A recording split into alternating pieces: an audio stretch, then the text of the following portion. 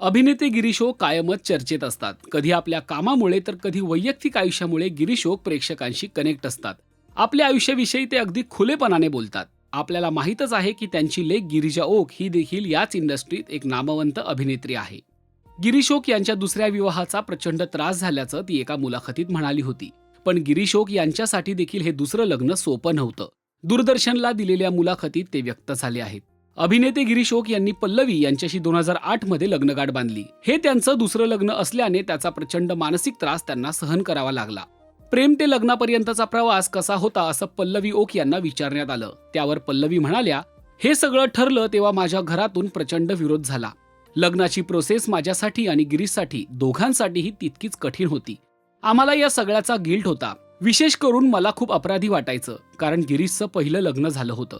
त्यामुळे सगळ्याच गोष्टी खूप विचित्र होत्या. आमची मैत्री जितकी छान होती तितकंच हे सगळं पचवणं जड गेलं. आम्ही लग्नाआधी 1 वर्ष एकमेकांशी बोलत नव्हतो. पुढे काय करायचं की नाही या सगळ्याच गोष्टीत आम्ही अडकलो होतो.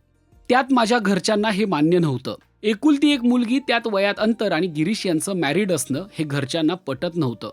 याचा खूप त्रास झाला, पण हे व्हायचंच होतं म्हणून आम्ही एकत्र आलो. पण आता सगळं छान आहे, अशा भावना पल्लवी यांनी व्यक्त केल्या आहेत. गिरीश ओक देखील या मुलाखतीत म्हणाले आहेत की हा अनुभव शिकवणारा होता.